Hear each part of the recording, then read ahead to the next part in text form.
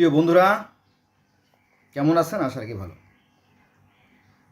আজকে আমি পবিত্র কোরআন শরীফ নিয়ে আলোচনা করব। কি আছে এই কোরআনে, কি আছে এই কোরআনের ভিতরে, সেটা নিয়ে আমি আলোচনা করব। কারণ কোরআন শরীফ অনেকটা প্রায় মানুষের ছেড়েই দিয়েছে। হ্যাঁ, কারণ হাদিস নিয়ে এতই ব্যস্ত যে কোরআন শরীফ পড়ার আর সময় হয়ে ওঠে না।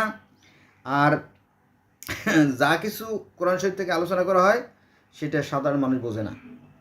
মসজিদে হোক আর আপনার ওয়াজ মাহফিলে হোক, সেখানে যেখানে হোক, প্রথমে হুজুর 2 আয়াত বা 4 আয়াত পড়েন, যেটা উনিও মনে হয় ঠিক মতো বোঝেন না।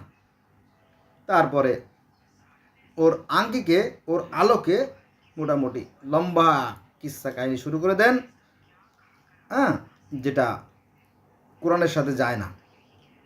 ফলে দেখবেন যে এই আলেমদের মধ্যেই কিন্তু অসংখ্য অসংখ্য দল মতের বিভক্তি শুরু হয়েছে। এক দল আর এক দল কয় কাফের, কয় তুই কাফের, কয় তোর বাপ কাফের, কয় তোর 14 গোষ্ঠী কাফের। আমি ওখানে যাব না। আমি সাম্যের কথা বলি, ঐক্যের কথা বলি, ভ্রাতৃত্বের কথা বলি। আমি একদম অবিকল কোরআন থেকে আপনাদেরকে আমি শোনাবো কি আছে এই কোরআনে। চলো শুরু করি। বিসমিল্লাহির রহমানির রহিম। আল্লাহ বলেন, কে বলেন? Allah almighty creator says all man are equal, there is no difference. তাই বলতেছে আল্লাহ বলেন, আমি প্রত্যেক জাতির মধ্যে রাসূল প্রেরণ করেছি। কেন করেছি? এই নির্দেশ দিয়ে প্রেরণ করেছি যে তোমরা একমাত্র আল্লাহর ইবাদত করো এবং তাগুতকে বর্জন করো। তাগুত মানে কি? সেই ইবলিস শয়তান বা অসুর বা পিচাস, অথবা আপনার কি বলে এটাকে, লুসিফার মানে শয়তান। এক এক ধর্মে এক এক নামে ডাকে। এটা কি? তাহলে আমরা কি জানলাম? আমি প্রত্যেক জাতির মধ্যে রাসূল প্রেরণ করেছি এই নির্দেশ দিয়ে যে তোমরা একমাত্র আল্লাহর ইবাদত করো এবং তাগুতকে বর্জন করো। সূরা নাহল আয়াত নম্বর 36, তাই না? এবার আমরা যদি পৃথিবীতে যাই, গোটা পৃথিবী যদি আমরা ঘুরে আসি, তাই না, তাহলে দেখবেন যে সেখানে একই নিয়ম। এই যে বিশ্ব ব্রহ্মাণ্ড, শুধু পৃথিবী না, গোটা বিশ্ব ব্রহ্মাণ্ডে একই বিধান। হ্যাঁ, এটা নিয়ে আমরা অন্য সময় আলোচনা করবো, সেখানে গেলে সময় নষ্ট হয়ে যাবে। একই বিধান, সৃষ্টিকর্তার বিধানে কোনো পরিবর্তন নাই। পৃথিবীর প্রত্যেকটা মানুষের রক্ত লাল, পৃথিবীর প্রত্যেকটা মানুষ সুখে হাসে, দুঃখে কাঁদে, শীতে কাঁপে, প্রত্যেকে আবেগ অনুভূতি এক এবং অভিন্ন। ঠিক কিনা? 100% ঠিক। আচ্ছা, এবার আসেন, এখানে আল্লাহ বলতেছে যে নিশ্চয়ই মাস্ট বি, যারা ইমানদার বলতে কি, যারা সৃষ্টিকর্তার প্রতি বিশ্বাস করে। আর এই বিশ্বাস থেকেই কিন্তু গোটা পৃথিবীতে আমরা 4315 ধর্মের সন্ধান বর্তমানে পাচ্ছি। এখানে কিন্তু একজন মাত্র সৃষ্টিকর্তা, এবং তিনি কিন্তু অদৃশ্য। 2 জন সৃষ্টিকর্তা পৃথিবীর কোথাও নাই। কিন্তু ধর্ম ব্যবসায়ীরা এটাকে বিকৃত করে নানানভাবে উপস্থাপন করে, কিন্তু 2 জন কোথাও নাই। যেমন আমি মুসলমানের সন্তান, আমরা যেটা বলি যে ওরা মূর্তি পূজা করে, হ্যান করে, ত্যান করে, কিন্তু না, সেখানে সৃষ্টিকর্তা একজনই। সেটা কোথায় আছে? বেদেও আছে, গীতায় আছে। ব্রহ্মা একং দ্বিতীয় নাস্তি।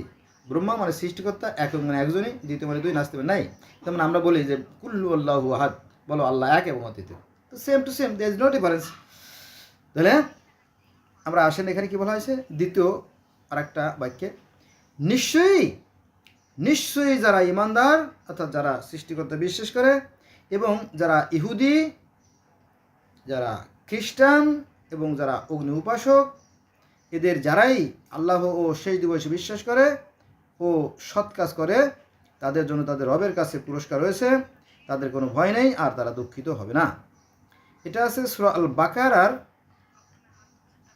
62 নম্বর আয়াতে। তার মানে এখানে কিন্তু একবার পরিষ্কার করে লেখছে আল্লাহ পাক যে ইহুদিরাও জান্নাতে যাবে, খ্রিস্টানরাও জান্নাতে যাবে, অগ্নি উপাসকরা জান্নাতে যাবে। এখানে একটু ব্যাখ্যা দেয়, সেটা হচ্ছে যে হযরত মূসা আলাইহিস সালাম তার পরিবারকে বলো, দেখো বেগম, ঘরে তো আগুন নাই, ও যে দূরে আগুন দেখা যায়, আমি একটু আগুন নিয়ে আসি। তারপরে মূসা আলাইহিস সালাম গেলেন সেখানে, দেখলেন যে একটা ঝোপ, একটা গাছের ভিতরে, সবুজ গাছের ভিতরে আগুন জ্বলতেছে। কি অবাক কাণ্ড! এই আগুনটা গাছটা পুড়াই দিচ্ছে না। ইন্টারেস্টিং ব্যাপার না এটা? আর কি, ধর। আর আমাদের ইসলাম ধর্মের যে কোরআনের বর্ণনা আছে যে মুসা আলাইহিস সালাম বললো, হে আল্লাহ, আমি তোমার রূপ দেখতে চাই। বলো যে না, তুমি দেখতে পারবা না। বলো আমার তো ভীষণ ইচ্ছা। বলো তুমি কিন্তু সামলাতে পারবা না, খেয়াল রেখে। বলে আচ্ছা ঠিক আছে, আপনি দেখান। তখন মানে শুধু ঝলকানি দিয়েছে, তাতেই মুসা অজ্ঞান এবং মুসার আরও যে 70 জন অনুসারী ছিল তারা অজ্ঞান হয়ে পড়ে গেল। তখন মুসা বলে যেহেতু ভুল হয়ে গেছে, তখন বলো যে হে আল্লাহ, আমি তো এমনিই লোকালয়ে থাকতে পারি না, মানুষের জ্বালায়, মানুষ আমাকে নানা বাজে কথা বলে, নানা ভাবে অত্যাচার করে। আর যদি 70 জন বড় বড় বাঘা বাঘা নেতা মারা গেল, আমার তো আর লোকালয়ে ফিরে যাওয়ার কোনো পথ নাই, আমাকে তো অন্যদিকে পালাইতে হবে। তো বলো আচ্ছা ঠিক আছে, আমি এদেরকে আবার জীবিত করে দিচ্ছি। এই কাহিনী কোরআনে আছে, কিন্তু অস্বীকার করার কোনো সুযোগ নাই। আচ্ছা, তাহলে এখানে ইহুদি, খ্রিস্টান এবং অগ্নি উপাসকরাও জান্নাতে যাবে। কার কথা? স্বয়ং সৃষ্টিকর্তার কথা। অগ্নি উপাসক বলতে আপনার যেমন পার্সি ধর্মের যারা অনুসারী, পার্সি ধর্মের অনুসারী তারা কিন্তু না 5 ওয়াক্ত নামাজ পড়ে। সকাল, দুপুর, সন্ধ্যা, মধ্যরাত, প্রত্যুষে 5 ওয়াক্ত নামাজ তারা পড়ে। এখনও আছে পার্সি ধর্মের লোকেরা, অর্থাৎ জরস্ট্রানি, তারাও কিন্তু এখনও ভারতে আছে, আমাদের বাড়ির পাশে ভারতে আছে, তারপরে পাকিস্তানে আছে, অন্যান্য ইরানে আছে, বহু দেশে, ইউরোপ আমেরিকাতেও এই পার্সি ধর্মের লোকজন আছে। তারা 5 ওয়াক্ত নামাজ পড়ে। 5 ওয়াক্ত নামাজের আগে তারা অজু করে। অজু মানে প্রক্ষালন, প্রক্ষালন মানে অজু, প্রক্ষালন করে এবং সেখানে সেই জান্নাত, জাহান্নাম, স্বর্গ, নরক সবই আছে, নদী। হ্যাঁ, তারপরে আপনার আছে কি জানি, ওই যে পুল স্রোত পারে জানা যেতে হবে, সেখানে বলে সিম্বত শাকো। সনাতন ধর্মে বলে বৈতরণী, আর এখানে বলে সিম্বত শাকো। আর ইহুদি, খ্রিস্টান, মুসলমান এখানেও বলা হয় সেই কিয়ামতের সেই পুল সিরাতের পথ, একই কথা বলে। তাহলে 5টা ধর্ম পাইলাম, মানে পার্সি ধর্ম, সনাতন ধর্ম, ইহুদি ধর্ম, খ্রিস্টান, ইসলাম ধর্ম, এই 5টা ধর্মে আমরা কি সেই জান্নাতে যাওয়ার যে রাস্তা, একই রাস্তার কথা বলা আছে। হ্যাঁ, তাহলে ওরা ও জান্নাতে যাবে। কার কথা? স্বয়ং আল্লাহর কথা। তাহলে তো সবাই যাবে, তাই না? যারা সৎকর্ম করবে তারাই যাবে আর কি। আচ্ছা, এবার আসেন আর একটা বাক্য, যদিও বাক্যটা ছোট, খুবই গুরুত্বপূর্ণ। আল্লাহ বলেন, আর যারা তাতে বিশ্বাস করে, আল্লাহ বলতেছেন, কে বলেন? আল্লাহ অলমাইটি ক্রিয়েটর হচ্ছে, যারা তাতে বিশ্বাস করে যা তোমার প্রতি অবতীর্ণ করা হয়েছে, মানে নবী মুহাম্মদ সাল্লাল্লাহু আলাইহি ওয়াসাল্লাম বলতেছে তোমার প্রতি অবতীর্ণ মানে কোরআনে, এবং তোমার পূর্বে যা অবতীর্ণ করা হয়েছে, তোমার পূর্বে যা অবতীর্ণ করা হয়েছে তাতে। পূর্বে মানে কি? পূর্বে বলতে গেলে আমার আজকে ভিডিও করা হবে না, অসংখ্য। আমি দেখবে যে 120টি ধর্মের অনুসারীরা তাদের সৃষ্টিকর্তাকে কী নামে ডাকে, এই মর্মে একটা ভিডিও আমার আছে, যদি আপনারা দেখতেন। বিশাল ব্যাপার, বলতে গেলে মানে কয়েক লক্ষ ভিডিও লাগবে, কয়েক বছর সময় লাগবে, সেখানে যাব না। তাহলে যারা তাতে বিশ্বাস করে যা তোমার প্রতি অবতীর্ণ করা হয়েছে, তো কোরআনে, এবং তোমার পূর্বে যা অবতীর্ণ হয়েছে, আর পরকালের প্রতি দৃঢ় বিশ্বাস রাখে। সূরা বাকারা, মানে 2 নম্বর সূরা বাকারার 4 নম্বর আয়াতে। বোঝা গেছে বিষয়টা, যেটা আর কি। তো এই যে ধর্মগুলো, এই ধর্মগুলোর মধ্যে বিশ্বাস থেকে সৃষ্টি হয়েছে যে নিঃসন্দেহে একজন সৃষ্টিকর্তা আছে, আমাদের কর্মফল সত্য, পরকালে আমাদেরকে বিচারের সম্মুখীন হতে হবে, অতএব সাবধান। এটি ধর্মের মূল মন্ত্র। এবার আসেন আমরা আরেকটা গুরুত্বপূর্ণ আয়াত, কোরআনের আয়াত। এটা হচ্ছে আল্লাহ বলতেছে নবী মুহাম্মদ সাল্লাল্লাহু আলাইহি ওয়াসাল্লাম, হে নবী, বাক্যের শুরুতে হে নবী বলুন যে জিব্রাইলের শত্রু হবে সে জানুক, সে তো জিব্রাইল আল্লাহর নির্দেশে তোমার হৃদয়ের ভিতরে কোরআন পৌঁছে দিয়েছে। কোথায়? হৃদয়ের ভিতরে কোরআন পৌঁছে দিয়েছে জিব্রাইলের মাধ্যমে, যা তার পূর্বেকার, এগুলো মোস্ট ইম্পর্ট্যান্ট শব্দ, পূর্বেকার কিতাব সমূহের সমর্থক। পূর্বেকার মানে কি? আগে যে কিতাবগুলো আল্লাহ পাক পাঠাইছেন দুনিয়াতে, তার সমর্থক। সম মানে কি? সমান অর্থ বহন করে, যে তাকে বলে সমর্থক। এবং মুমিনদের জন্য হেদায়েত এবং শুভ সংবাদ। সূরা বাকারা আয়াত নম্বর 97, 2 নম্বর সূরার 97 নম্বর আয়াত। বোঝা গেছে? পূর্ববর্তী কিতাবের প্রতি বিশ্বাস রাখতে বলছে, কারণ 104খানা সহিহ প্রতি আপনি বিশ্বাস রাখবেনই, তাই না? এখন আপনি খুঁজে বের করুন, নূহ নবীরও ধর্ম ছিল আলাদা, ইদ্রিসেরও আলাদা, জাকারিয়ারও আলাদা, ইউসুফ নবীর আলাদা ধর্ম আছে। আপনি কি জানেন? জানেন না। খোঁজ করছেন? কখনো করেন নাই, কখনোই খোঁজ করেন? আছে, আলাদা আলাদা আলাদা আলাদা আছে, ধর্ম আছে, তবে অনেকেই সেটা জানে না। এটা আপনার অন্য কিছু কিছু ধর্ম আছে বড়, কিছু কিছু ধর্ম আছে ছোট, হ্যাঁ, কিছু কিছু ধর্ম আছে সব কিছু মিলে বড় আকারের আছে না। যেমন আমাদের সংসদ ভবন অনেক বড় মিটিং হয়, তাই না? এত বড় মিটিং আর বাংলাদেশে হয় না। তারপর জাতিসংঘের একটা মিটিং হয় বিশাল, তাই না? বিশ্বের বড় বড় নেতারা থাকে, তাই না? এরকম। আবার গ্রামেও মিটিং হয়, এই গ্রামের মোড়লদেরকে নিয়ে, প্রতিবেশীদেরকে নিয়ে মিটিং হয়, অনেক রকম হতে পারে আর কি। এবার আসেন একটা মহা গুরুত্বপূর্ণ আয়াত কোরআন শরীফের। এটা হচ্ছে সূরা আল বাকারার 136 নম্বর আয়াত। কি বলছে দেখেন, তোমরা বলো আমরা আল্লাহ হতে ঈমান এনেছি এবং যা আমাদের প্রতি আল্লাহতে ঈমান আনলাম এবং আল্লাহর দেয়া যে কোরআন তাতে ঈমান আনলাম এবং ইব্রাহিম, ইসমাইল, ইসহাক, ইয়াকুবের ও তার বংশবলির উপরে যা অবতীর্ণ হয়েছে এবং মূসা ও ঈসাকে এবং অন্যান্য অন্যান্য নবীদের প্রতি তাদের রবের পক্ষ থেকে যা দেওয়া হয়েছে। এখানে অন্যান্য বলতে এইখানে রহস্যের জট। এই অন্যান্য বলতে এখানে ব্যাপক বিস্তৃত এবং অসংখ্য অসংখ্য নবীদের কথা বলা আছে। নবীদের প্রতি যা রবের পক্ষ থেকে দেওয়া হয়েছে আমরা তাদের মধ্যে কোনো পার্থক্য করি না এবং আমরা তার কাছে আত্মসমর্পণকারী। সূরা বাকারা অর্থাৎ 2 নম্বর সূরা 137 নম্বর আয়াত। বন্ধুরা এখানে কিন্তু একটা মানে example is better then percept, একটা কথা বলতেই হয়। সেটা হচ্ছে যে এই যে বাইবেল, এই বাইবেল কিন্তু 47 খণ্ড ছিল। কত? 47 খণ্ড ছিল। এই 47 খণ্ডকে ওরা রিফাইনিং করে মানে রিফ্রেশ করতে করতে করতে করতে করতে করতে 4 খণ্ডে পরিণত করছে, ঠিক আছে? আবার ত্রিপিটক আছে 75 খণ্ড। ওরে বাবা, 75 খণ্ড পড়তে পড়তে আপনার লাইফ শেষ, ঠিক আছে? আবার ওই 104খানা কিতাব যদি আবার এক জায়গায় করা হয় তাহলে দেখবেন যে সব কেউ পড়তে রাজি না, কারণ কোরআন শরীফই পড়ে না মানুষ। দেখবেন যে শতকরা 98% মানুষ কোরআন শরীফ জানে না। ওই যে হুজুর কি কইছে, অজের থাকে, অজ শোনে, বাস যা বলে ওইটাই বিশ্বাস করে। কিন্তু এটি কিন্তু এইভাবে মানে এইভাবে বিশ্বাস করতে কিন্তু কোরআনে নিষেধ আছে।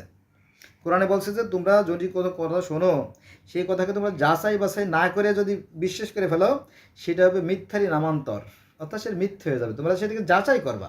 কার কথা? কোরআনেরই কথা। কার কথা? নবী মুহাম্মদ সাল্লাল্লাহু আলাইহি ওয়াসাল্লামের কথা। কিন্তু কোরআনেরও কথা, হাদিসের কথা, যে তোমরা যদি কথা শোনো যাচাই করবা। এবং কোরআনে কথা বলে যে আসো সেই কথায় যা তোমাদের মধ্যে আমাদের মধ্যে এক। এখন কোরআনের সাথে যদি অন্য কিতাবের যদি যেগুলো সাংঘর্ষিক না মিলে যায় সেগুলো কিন্তু বিশ্বাস করতে হবে। এটি কোরআনের কথা, জাকির নায়েকেরও কথা। আচ্ছা, এবার আসেন আর একটা কথায়। এটা হচ্ছে সূরা আল বাকারা অর্থাৎ 2 নম্বর সূরার 148 নম্বর আয়াত। এখানে বলছেন যে প্রত্যেকের নির্দিষ্ট দিক আছে, সেদিকে তারা মুখ করে। পৃথিবীতে যে অসংখ্য জাতি আছে তারা এক একটা নিয়মে, এক একটা পদ্ধতিতে, এক একটা ভাষায় সেই সৃষ্টিকর্তাকে মানে, ঠিক না? এটা কিন্তু কোরআনের কথা। কিন্তু যদি আপনি কাটতে পারেন তাহলে কাটেন, পারবেন না, তাই না? কথাগুলো কিন্তু সঠিক এবং খুবই গুরুগম্ভীর, খুবই তাৎপর্যপূর্ণ, খুবই জটিল এবং কঠিন এবং খুবই কি বলবো আর কি, সারযুক্ত যাকে বলে আর কি। আচ্ছা, এবার আসেন আর একটা গুরুত্বপূর্ণ আয়াত 2 নম্বর সূরার। আল্লাহ বলেন যে মানুষগণ, এখানে কিন্তু মানুষ না, মানুষগণ মানে বহু বচন আর কি। মানুষেরা ছিল একই উম্মতভুক্ত, সমস্ত মানুষ একসময় একই উম্মতভুক্ত ছিল। পরবর্তীতে তারা মতভেদ সৃষ্টি করে বিভিন্ন দলে বিভক্ত হয়ে গেছে, এটা আর কি। এটা আছে 2 নম্বর সূরা বাকারার 213 নম্বর আয়াতে। সূরা আল বাকারার 213 নম্বর আয়াতে যদি আপনি দেখতেন।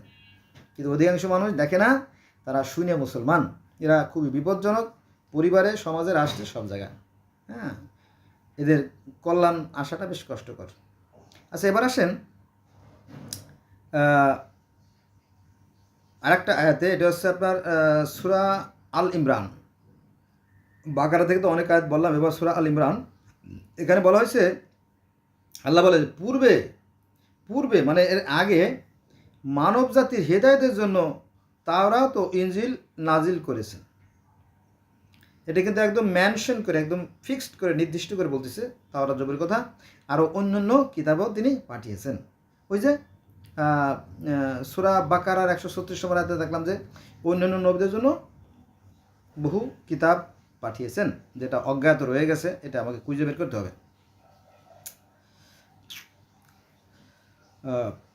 তো তিনি তোমার প্রতি এই কিতাব অবতীর্ণ করেছেন যার কিছু যেটা বলছিলাম, পূর্বে তিনি মানব জাতির পূর্বে মানে এর আগে অতীতে মানব জাতির হেদায়েতের জন্য তিনি তাওরাত ও ইনজিল নাজিল করেছেন। তো তাওরাত ইনজিল নাজিল করেছেন মাত্র মাত্র আপনার কত 3000 বছর। তাওরাতের বয়স 3000 বছর, আর এই বাইবেলের বয়স মাত্র 2000 বছর বা 2500 বছর মাত্র। তো এই যে পৃথিবীর বয়স যে 80 লক্ষ বছর, পৃথিবীর বয়স হচ্ছে 460 কোটি বছর বা তারও বেশি, আর পৃথিবীতে জীবের আবির্ভাব 80 লক্ষ বছর, আর পৃথিবীতে মানুষের আবির্ভাব 20 লক্ষ বছর, তাই না? তো এই বাকি 20 লক্ষ বছর কি কোনো কিতাব ছিল না? হ্যাঁ ছিল। তবে তখন লিখন পদ্ধতির উন্নতির না হওয়ার ফলে, মানে লিখন পদ্ধতি আবিষ্কার না হওয়ার কারণে মানুষ লিখে রাখতে পারে না, তবে মুখে মুখে ছিল।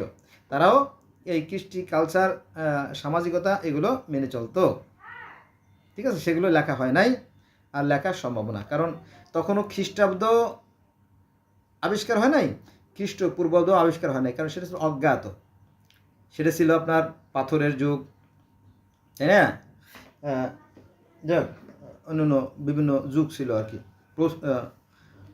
আমার মনে আসতেছে না। যাক, এবার আসেন আর একটা গুরুত্বপূর্ণ আয়াত, সেটা হচ্ছে আল্লাহ বলেন, মানে আল্লাহ বলতেছে, আল্লাহ না, এখানে নবী মুহাম্মদ সাল্লাল্লাহু আলাইহি ওয়াসাল্লামের আল্লাহর পক্ষ থেকে বলতেছে। কারণ আল্লাহ বলতে আমি তোমার প্রতি এই কিতাব অবতীর্ণ করেছি না, তিনি তোমার প্রতি, তিনি তোমার প্রতি, তিনি মানে এখানে দ্বিতীয় ব্যক্তি কেউ একজন আছেন, নবী মুহাম্মদ বলতেছে তিনি অথবা আল্লাহ, যেই হোক, তিনি তোমার প্রতি এই কিতাব অবতীর্ণ করেছেন যার কিছু আয়াত সুস্পষ্ট, দ্বার্থহীন, এগুলো কিতাবের মূল অংশ। কোরআনের কিছু কথা আছে মূল অংশ, আর যা মূল অংশ, এবং অন্যগুলো আছে রূপক। রূপক মানে কি জানেন? যাক, আগে আয়াতের নামে বলি। এটা হচ্ছে সূরা আল ইমরানের 7 নম্বর আয়াতে। রূপক বলতে এখানে আপনার উপমা, উদাহরণ, কিচ্ছা, কাহিনী, গল্প ইত্যাদি আর কি। কেন এগুলো দেওয়া হয়েছে? এগুলো হয়েছে উপমা বা শিক্ষার জন্য। এটা কিন্তু মূল কথা না, মূল কথা আছে ভিন্ন। মূল কথা আছে যারা সৃষ্টিকর্তা বিশ্বাস করবে এবং সৎ কাজ করবে, ভালো কাজ করবে, তাদের জন্য আছে পরম সুখের স্থান জান্নাত। এটাই মূল কথা। ভালো কাজ করতে হবে, ভালো কাজ, ভালো কাজ, ভালো কাজ, ভালো কাজের বিকল্প নাই। ভালো কাজ মানে কি? ভালো কাজ জানেন তো, তাই না? আল্লাহ কোরআন শরীফে বলেন যে যারা সৎ, মানে 4 ব্যক্তি সাল্লাহ থাকেন, যারা সৎকর্মশীল, যারা ন্যায়পরায়ণ, মুত্তাকী, যারা পরে থাকেন, তারা ধৈর্যশীল। 4 ব্যক্তি সাল্লাহ থাকেন। এখন আপনি কতটা ন্যায়পরায়ণ, আপনি আপনার বিবেকের কাছে প্রশ্ন করেন, আপনার বিবেক আপনাকে উত্তর দানে সক্ষম। বোঝা গেছে বিষয়টা? তাহলে কোরআনের সব কথা মূল কথা না, অনেক উপমা উদাহরণ আছে। যেমন আমরা গণিত, আমরা অঙ্ক করলে দেখবেন অঙ্কের প্রথমে কিছু উপমা উদাহরণ দিয়ে থাকে, এটা কিন্তু মূল কথা না, ঠিক আছে? পরে মূল অঙ্কে চলে আসি আমরা। তবে উদাহরণ থেকে অনেক সময় পরীক্ষায় প্রশ্ন আসে অঙ্কে, তাই বলতেছিলাম। এবার আসেন কোরআনের আরেকটা মহা গুরুত্বপূর্ণ আয়াত, সেটা হচ্ছে যে আল্লাহ বলেন যে বলো আমরা আল্লাহ হতে এবং তোমার প্রতি যা অবতীর্ণ হয়েছে,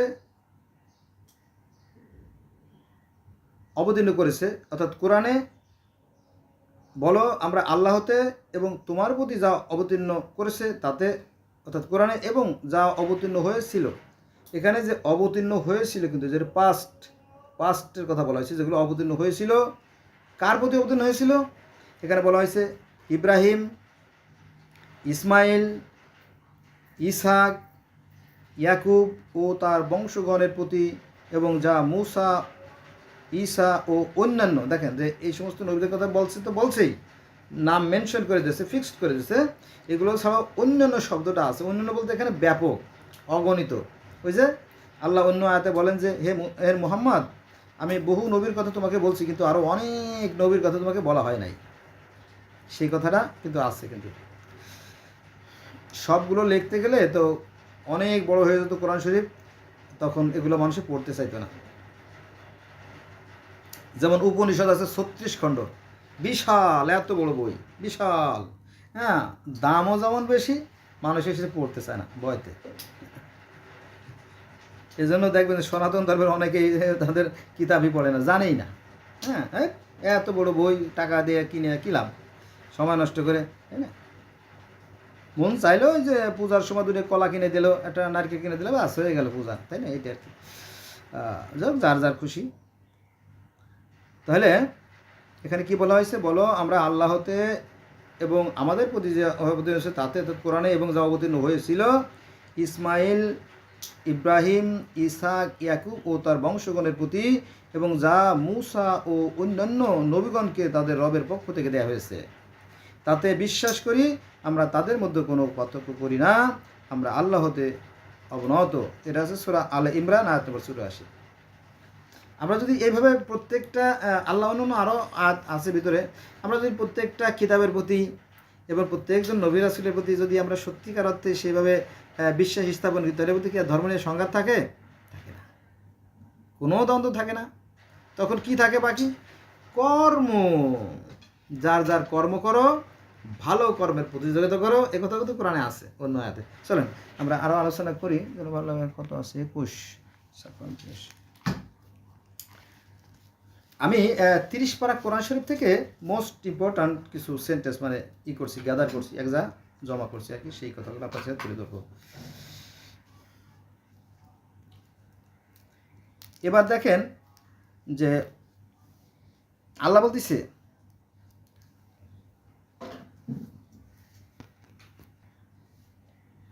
আল্লাহ বলেন যে এভাবে আমি, আল্লাহ নবী মুহাম্মদ সাল্লাল্লাহু আলাইহি ওয়াসাল্লাম বলতেছে, এভাবে আমি তোমার প্রতি আরবি ভাষায় কোরআন নাযিল করেছি। কে বলতেছে? আল্লাহ বলতেছে যে আমি, হে মুহাম্মদ, আমি তোমার উপরে আরবি ভাষায় কোরআন নাযিল করেছি। কেন আরবি ভাষায় কেন নাযিল করলাম? আরবি ভাষায় কোরআন নাযিল করেছি এই জন্য যাতে তুমি সতর্ক করতে পারো মক্কাবাসীদের এবং তার পার্শ্ববর্তীদের, আর সতর্ক করতে পারো সেই করতে পারো সন্দেহমুক্ত কিয়ামত দিবস সম্পর্কে, যেদিন একদল জান্নাতি এবং একদল জাহান্নামী হবে। এটা আছে সূরা শুরা আয়াত নাম্বার 7।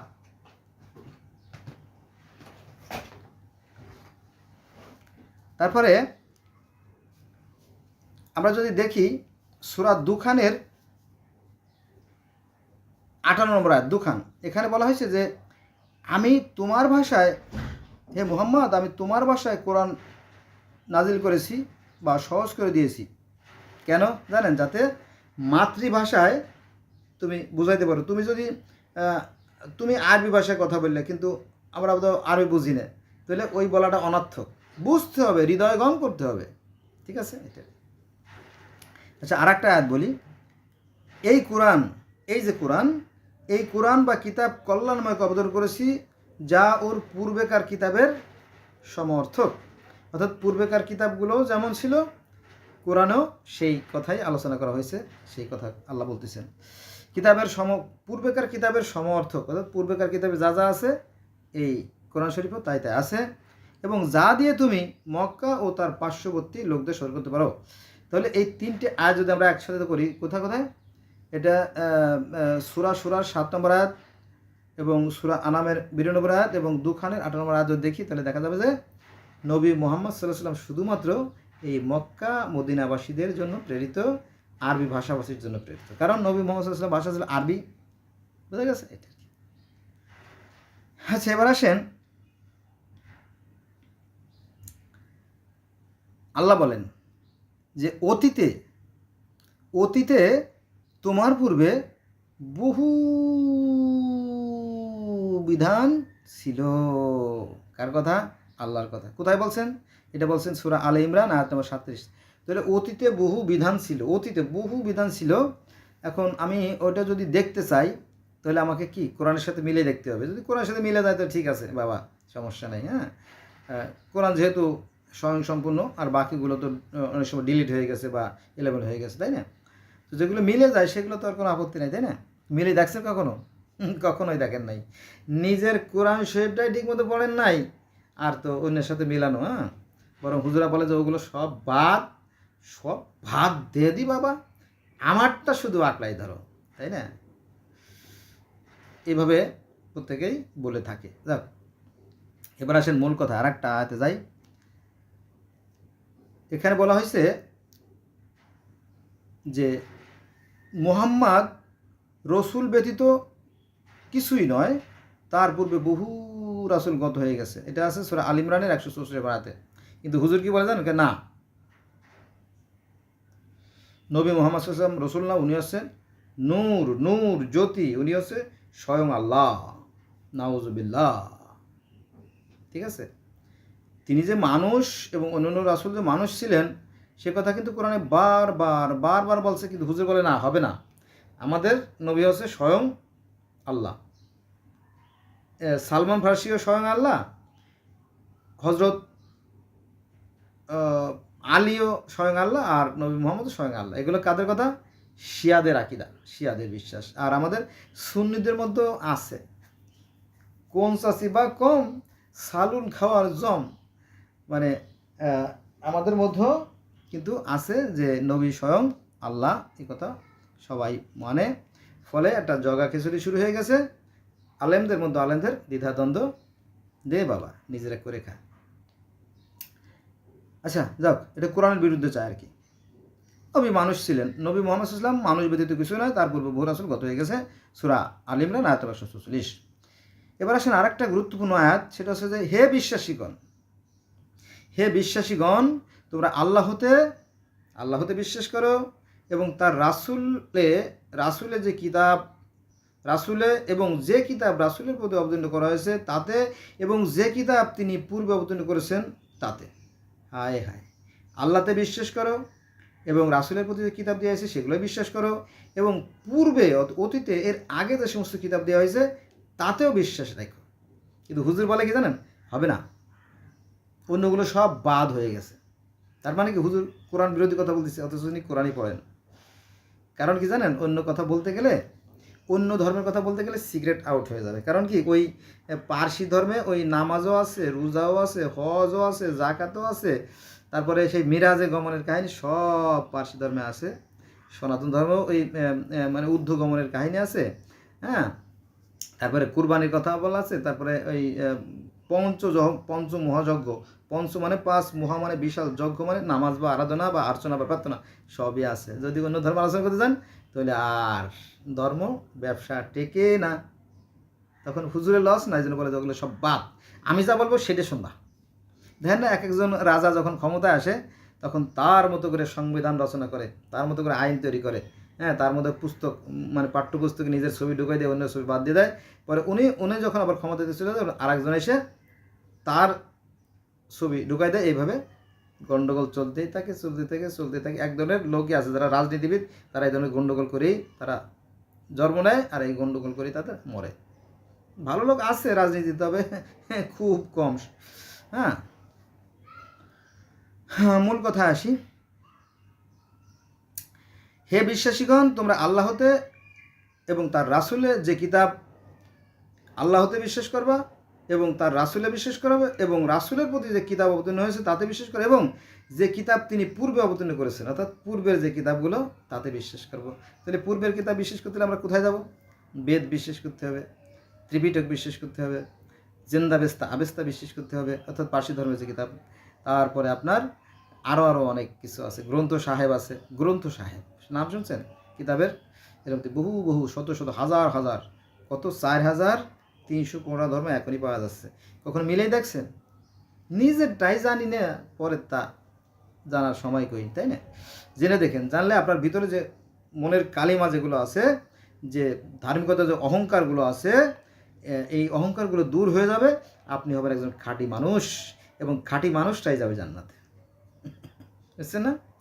জান্নাতের সুঘ্রাণ জান্নাতের সুঘ্রাণ পেতেই থাকবেন। আহ, তাই না? এটা আর কি বিষয়।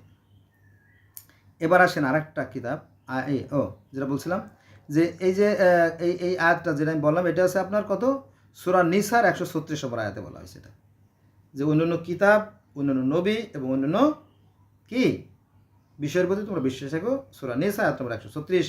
এবার আসেন আর একটা গুরুত্বপূর্ণ আয়াত। আমি তো গুরুত্বপূর্ণ আয়াতগুলোই নিয়ে আপনার সামনে বসতে আর কি।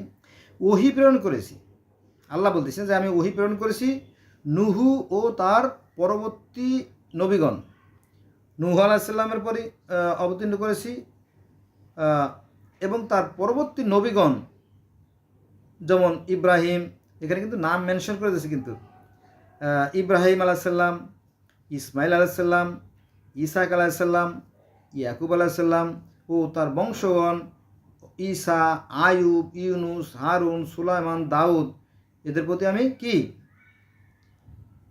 ওহী প্রেরণ করেছি। এখন এই যে যে নবী ইব্রাহিম, ইসমাইল, ইসাক, জাকারিয়া, এদের প্রতি যে ওহী নাজিল করছে সেগুলো কোথায় আছে? আছে, আপনি খুঁজছেন কখনো? খোঁজেন, আছে, আছে।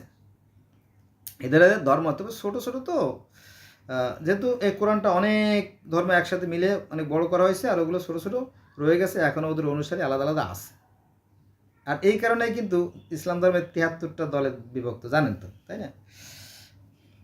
সবই জানতে হবে, জানলে সব জানতে হবে। ওই একজনের জানা থেকে মানে একজনের কথা শুনে মন গড়া বিচার করা যাবে না, ঠিক আছে?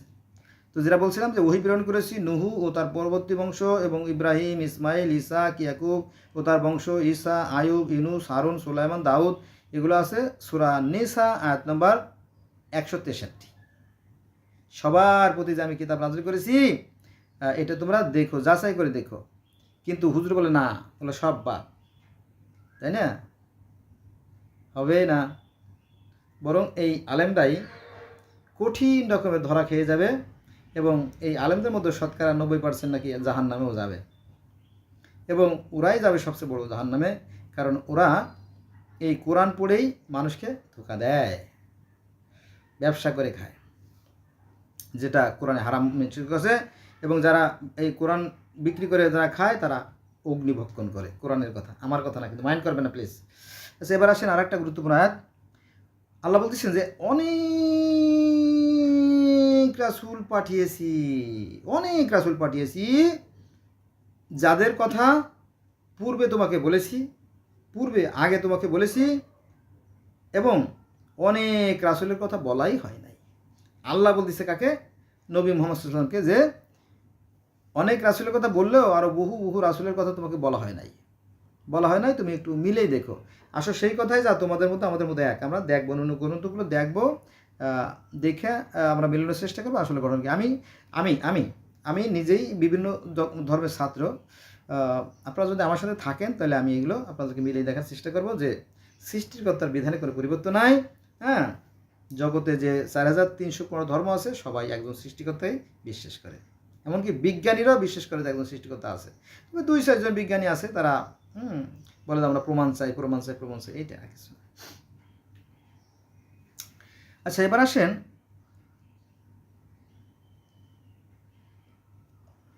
আরেকটা গুরুত্বপূর্ণ আয়াতে, সেটা হচ্ছে যে নিশ্চয়ই যারা বিশ্বাসী,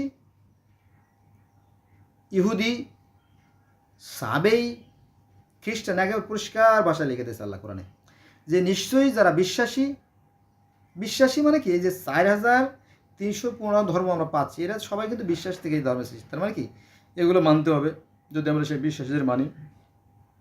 তারপরে আরও মেনশন করে দিয়েছে যে ইহুদি, সাবেই ও খ্রিস্টান বিশ্বাস ও সৎ কাজ করে, তাদের কোনো ভয় নাই, তারা দুঃখিত হবে না। এটা আছে সূরা মায়েদা আয়াত নম্বর 69, মানে 69। তার মানে কি, ইহুদিরা, সাবেইরা, খ্রিস্টানরা, অগ্নি উপাসকরা সবাই জান্নাতে যাচ্ছে, তাই না? আর ওই যে যারা বিশ্বাস করে, বললাম 4300 ধর্মের ভিতরে, মানে যেই ভালো কাজ করবে, সৃষ্টিকর্তা তো বিশ্বাস করেই, তো যেই ভালো কাজ করবে তারা জানাতে, মানে কি অনেকেই জান্নাতে যাচ্ছে নাকি, এটাই সত্য। কিন্তু হুজুর বলে না, সবাইকে আমরা যেতে দেবো না, আমরা যেতে দেবই না। আমাদের কাছে টিকিট থাকবে, আমরা যাদেরকে পারমিশন দেবো তারাই শুধু জান্নাতে যাবে। ওই যে এই সে আছে, কথা বলি, কথার ভিতরে কথা বলতে হয়। রাবেয়া বসরি নামে একজন মানে ধার্মিক মহিলা ছিল আমাদের ইসলাম ধর্মের ভিতরে। তিনি মাটিতে বসে বসে, অর্থাৎ পৃথিবী থেকে সরাসরি আল্লাহর সাথে কথা বলতেন এবং তিনি জান্নাতের টিকিট দিতেন, অনেকটা এরকম। আচ্ছা, এবার আসেন মূল কথায়।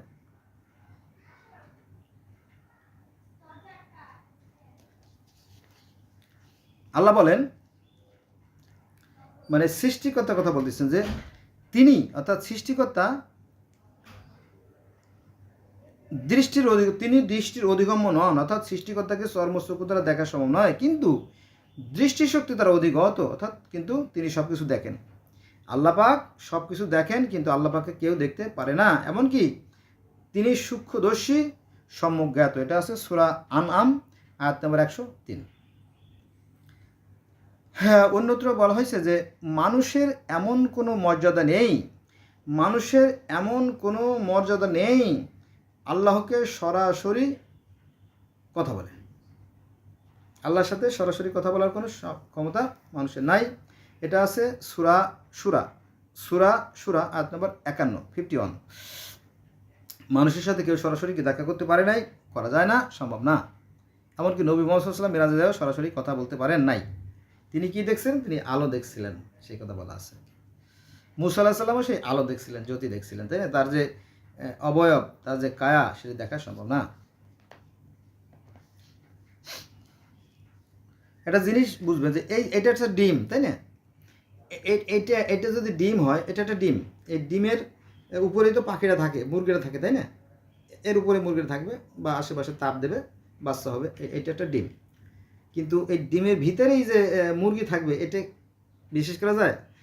এটা ডিম, এই ডিমের ভিতরে মুরগি থাকবে, এটা বিশ্বাস করা যায়? যায় না।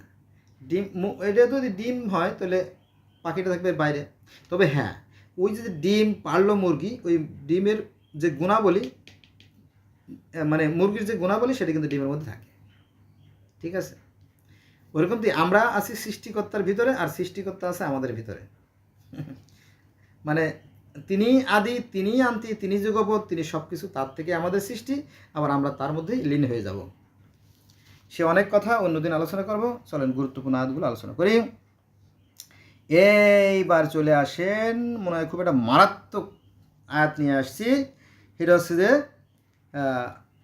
আমরা তর্ক করি, প্রথম মুসলমান কি আদম, না প্রথম মুসলমান জাতির জনক বঙ্গবন্ধু, নাকি প্রথম মুসলমান ইব্রাহিম আলাইহিস সালাম, নাকি জিয়াউর রহমান, এরকম আছে না মুক্তিযোদ্ধার ঘোষক আর কি। এই নিয়ে অনেক তর্ক বিতর্ক আছে। তো এখানে কোরআনে বলতেছে যে মুসলমানদের মধ্যে আমি প্রথম। কার কথা? কোরআনের কথা। মুসলমানদের মধ্যে আমি প্রথম। কে বলছিল? হযরত ইব্রাহিম আলাইহিস সালাম বলছিল। কোথায় বলছিল? সূরা আনামের 163 নম্বর আয়াতে। দেখেন, ক্লিয়ার করে কোরআনে দেওয়ার পরেও এই নিয়ে আলেমদের মধ্যে অনেক দ্বন্দ্ব আছে, যে এক একজনে বলে এক একবার, এক একজনকে বলে মানে আদি পিতা, অমুক আদি পিতা, সেই আদি পিতা, ইত্যাদি আদি পিতা। যাক, সে তর্কে যাব না, আমরা আলোচনায় যাব। আল্লাহ বলতেছে যে আর আমি তোমার জন্য, আল্লাহ বলতেছে আর আমি তোমার জন্য ফলকে সর্ববিষয়ে উপদেশ ও সর্ববিষয়ে স্পষ্ট ব্যাখ্যা লিখে দিয়েছি। সুতরাং এগুলো শক্তভাবে ধরো এবং তোমাদের সম্প্রদায়কে ওইগুলোর মধ্য থেকে শ্রেষ্ঠ, যা কিছু শ্রেষ্ঠ তা গ্রহণ করতে নির্দেশ দাও। আমি শীঘ্রই সত্য ত্যাগীদের বাসস্থান তোমাদের দেখাবো। সূরা আরাফ আয়াত নম্বর 145। এইটা কিন্তু তাওরাতের ঘটনা। এই তাওরাতের ঘটনা কোরআনে ঢুকে গেছে। এরকম শত শত আয়াত পাবেন যে তাওরাতের, বাইবেলের যে আয়াতগুলো, সেগুলো কোরআনে ঢুকে গেছে। এই যে সাধারণ মানুষ কিন্তু জানে না, যারা সাধারণ তারা তো জানে না যে এই যে আয়াত, আমি তোমার জন্য ফলকে সর্ববিষয়ে যে উপদেশ লিখে দিয়েছি, এই ফলকটা কোথায়? এই ফলকটা কি আমাদের মুসলমানদের কাছে আছে? নাই তো। কাদের কাছে আছে? এই ফলক দুটো আছে ইহুদিদের কাছে। এই যে ফলক দুটো, কোরআনের যে ফলক, এই ফলক দুটো মূলত আছে ইহুদিদের কাছে। কারণ সৃষ্টিকর্তা যিনি, এলা রাব্বি, তিনি সেই স্বর্গ থেকে পাথরে, স্বর্গের পাথরে, খুদাই করা পাথরে বানিয়ে এনে লিখে দিয়েছিল মুসাকে। মুসা আছে মোজেসকে, এটা হচ্ছে ইহুদিদের নবী। খ্রিস্টানদের নবী তারপরে আমাদের কোরআনে ঢুকে গেছে, এটা হচ্ছে আমাদের নবী। এই ফলকটা কোথায় আমার একটু জানাইন। এই যে দুটো ফলকের কথা বলা হয়েছে, এই ফলকটা কোথায় জানাইন আমারে।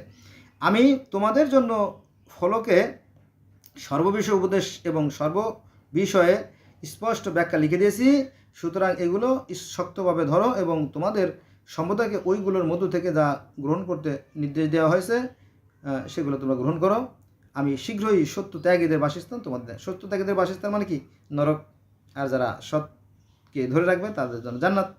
এটা আছে সূরা আরাফ 145। এটা আছে সেই তাওরাতের কথা, জব্বরের কথা, ইনজিলের কথা, বাইবেলের কথা, পরে আসছে কোরআনে। বোঝা গেছে বিষয়টা?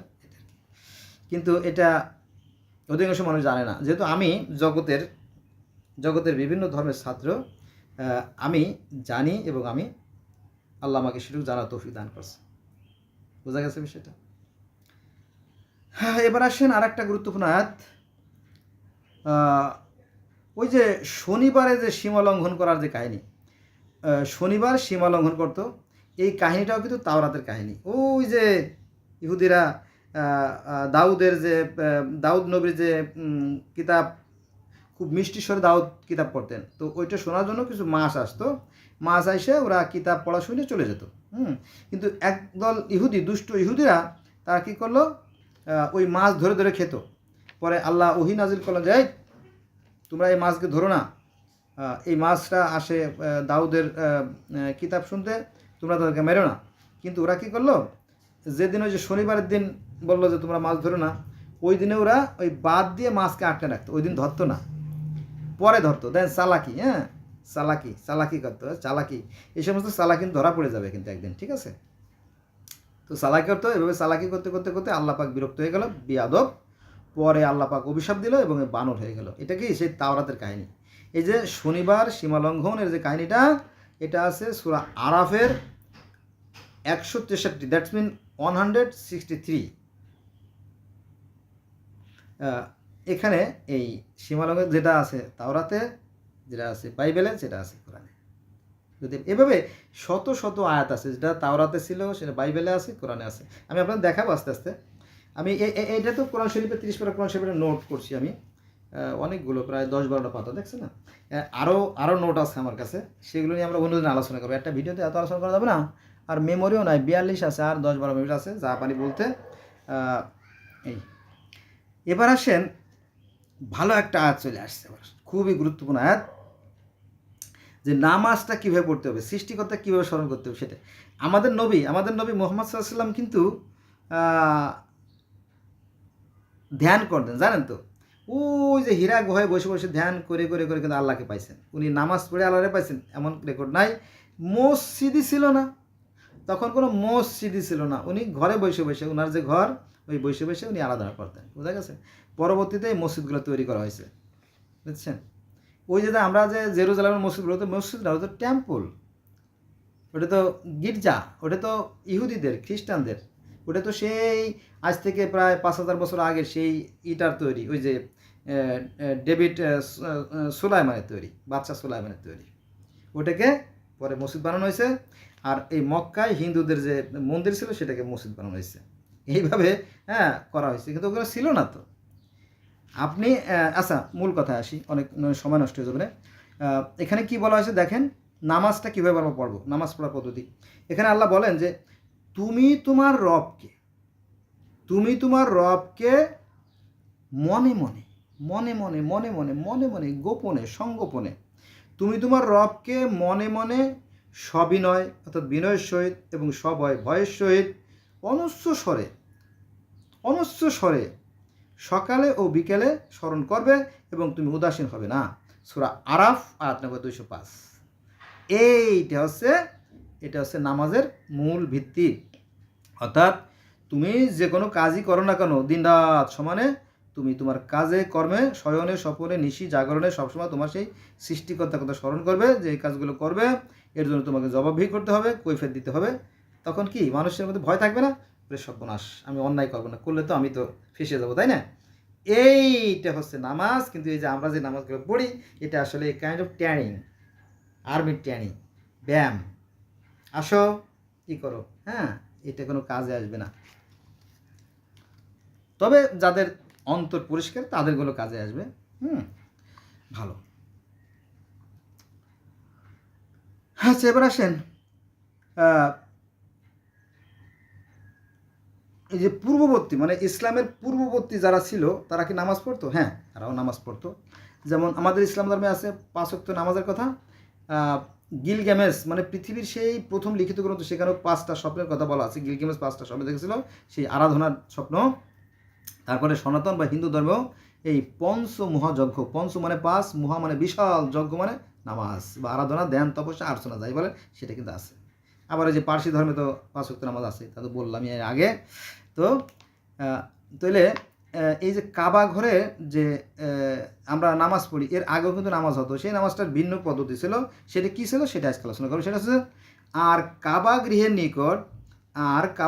নিকট শুধুমাত্র শীষ ও করতালি দেওয়াই ছিল তাদের নামাজ। মানে এ কাইন্ডস অফ নামাজ, মানে এক প্রকার নামাজ, a kinds of prayer for the almighty creator. তার মানে এক ধরনের নামাজ ছিল। এটা কেমন ছিল সেটা ছিল তারা ওই যে কাবাগৃহের চারপাশে, কাবাগৃহে না তো মক্কেশ্বর মন্দির ছিল, তো তারা কাবাগৃহের নিকট বা মক্কেশ্বর মন্দিরের নিকট শুধু শীষ ও করতালি দেওয়াই ছিল তাদের নামাজ। এটা আছে কোথায়? এটা আছে সূরা আনফাল আয়াত নম্বর 35। তারপরে নামাজ ছিল, তাই না? সেই সব যুগেই নামাজ ছিল, তবে সেই নামাজটা ভিন্ন ভিন্ন। বন্ধুরা, আমার মেমোরি শেষের দিকে 46 হয়েছে, আর 10 মিনিট আছে। এর মধ্যে যত কথা বলতে পারি, হঠাৎ করে বন্ধ হয়ে গেলে মাইন্ড করবে না, ঠিক আছে? আচ্ছা, এবার আসেন আর একটা গুরুত্বপূর্ণ বাক্য। আর আল্লাহ অনাচারী কওমকে পথ দেখান না।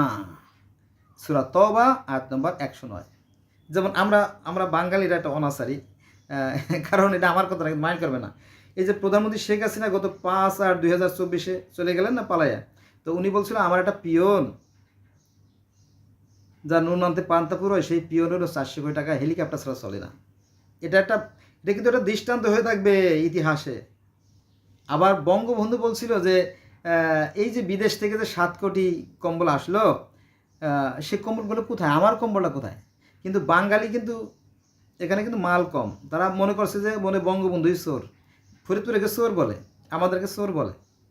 যদি আমি ফরিদপুরের ছেলে, আমাদেরকে চোর বলে, অথচ এটা ভুল বোঝে বাঙালি। উনি বলছিল যে আমি যে কম্বলগুলো আনলাম, 7.5 কোটি কম্বল আনলাম, আমার কম্বলটা কোথায়, মানে এই জাতির উদ্দেশ্যে বলছিল। তখন উনি ভালো মানুষ ছিল, কিন্তু বলে যে উনি নাকি চুরি করছে। আরে চুরি করছিস তোরা। এই জন্য বঙ্গবন্ধু বলছিল যে চোরের জাতি, মানুষের পায় স্বর্ণের খনি, হীরার খনি, তাবার খনি, লোহার খনি, হ্যাঁ, তেলের খনি, আর আমি পাইছি চোরের খনি। কার কথা? বঙ্গবন্ধুর কথা। তাহলে বঙ্গবন্ধু যা বলছিল তার মাইয়া বাস্তবে দেখাই দিল। হ্যাঁ, আর এখন আজকে হচ্ছে কত, আজকে বোধহয় 12 তারিখ না 13 তারিখ, 12-13 তারিখ, যা 12-13-4-25। দেখবেন যে আমাদের দেশে অলরেডি কিন্তু গৃহযুদ্ধ শুরু হয়ে গেছে। হ্যাঁ, কারণ আওয়ামী লীগ 500 টাকা চাঁদা নিত, এখন অন্যান্য যারা ক্ষমতায় আসতেছে তারা 1000 টাকা চাঁদা নেয়। এই অনেকেরই কথা আর কি। তার মানে কি সামনে ওই 5 তারিখে যে ঘটনা ঘটছে তার সাথে মারাত্মক ঘটনা ঘটতে যাচ্ছে, শুধু অপেক্ষা, সময়ের অপেক্ষা, ধৈর্য ধরেন। আমাদের দেশটাও কিন্তু খুব দ্রুত ওই ফিলিস্তিনের মতো হতে যাচ্ছে, শুধু সময়ের অপেক্ষা। দেখেন, এই জাতি ধ্বংস হয়ে যাবে, কারণ কি? এটা কোরআনের কথা। আর আল্লাহ অনাচারী কওমকে পথ দেখান না। সূরা তওবা আয়াত নম্বর 109। আমরা হচ্ছে একটা অনাচারী জাতি, তবে যারা ভালো তাদের জন্য তো মহাপুরস্কার থাকবে, মানে পরকালে থাকবে, এই কালে হয়তো থাকবে না। আর অনেক ভদ্রলোক আছে যারা তাদের মানে ছেলে মেয়েদেরকে নিয়ে পালায় চলে যাচ্ছে বিভিন্ন জায়গায়, কানাডা, হ্যাঁ, আমেরিকা, ইটালি, তারপরে মালয়েশিয়া, অস্ট্রেলিয়া, বিভিন্ন জায়গায় চলে যাচ্ছে কিন্তু। হ্যাঁ, এবং ওরা কিন্তু কিছু কথা বলতে চায়, কিছু লোক আছে কথা বলতে চায়, কিন্তু আমাদের এই বাংলার মাটিতে কথা বলা যায় না, কারণ সত্য কথা বলে মার খেতে হবে, বুঝছেন? এখানে কিস্সা কাছি নিয়ে চলতেছে আর কি। যাও মূল কথায় যাই, নাহলে ভিডিও আবার অফ হয়ে যাবে, সময় তো নাই, আর 6 মিনিট আছে। আচ্ছা, আল্লাহ বলতেছেন যে মানুষ ছিল একই জাতি। কে বলতেছে? আল্লাহ বলতেছেন মানুষ ছিল একই জাতি, পরে তারা মতভেদ সৃষ্টি করে। তোমার প্রভুর অর্থাৎ আল্লাহর পূর্ব ঘোষণা না থাকলে তারা যে বিষয়ে মতভেদ ঘটায় তার তো মীমাংসা হয়েই যেত। এটা আছে সূরা ইউনুস আয়াত নম্বর 19। তো এই যে মানুষের বিভক্তি, বিভিন্ন জাতি, গোত্র, সম্প্রদায়, সেই সৃষ্টিকর্তারই সৃষ্টি, মনে রাখতে হবে। যা কিছু ঘটে আল্লাহর পক্ষ থেকে ঘটে। এটা নিয়ে আরও অনেক আলোচনা আছে, কিন্তু আমার সাথে থাকবেন, ভালো লাগবে। আচ্ছা, আল্লাহ বলেন এই কোরআন আল্লাহ ব্যতীত অপর কারো রচনায় পক্ষান্তরে এই কোরআন, দেখেন যে এই কোরআন আল্লাহ ব্যতীত অন্য কারো রচনায় পক্ষান্তরে এই কোরআন এর পূর্বে যা অবতীর্ণ হয়েছে, অর্থাৎ এর আগে যে সমস্ত কিতাব অবতীর্ণ হয়েছে তার সমর্থক, এবং এতে কোনো সন্দেহ নেই। এই বিশ্ব জগতের রবের বিধানসমূহের ব্যাখ্যা, সূরা ইউনুস আয়াত নম্বর 37। আমার একটা ভিডিও আছে, দেখেন এর পিছনে, যে বেদে যা আছে কোরআনে তাই আছে, আর কোরআনে যা আছে তাওরাত, জবুর, ইনজিল, বাইবেলে তাই আছে। আবার মিশরীয় ধর্মে গিলগামেশের মহাকাব্য, গ্রিক ধর্ম, রোমান ধর্ম, ক্যালটিক, অ্যাজটেক, মায়ান, দেখবেন যে সুমেরীয়, মিশরীয়, ব্যাবিলনীয়, তাতেও ওই একই কথা বলা আছে, তবে কিছুটা ভিন্ন আছে, এটা সত্য। ক্লিয়ার?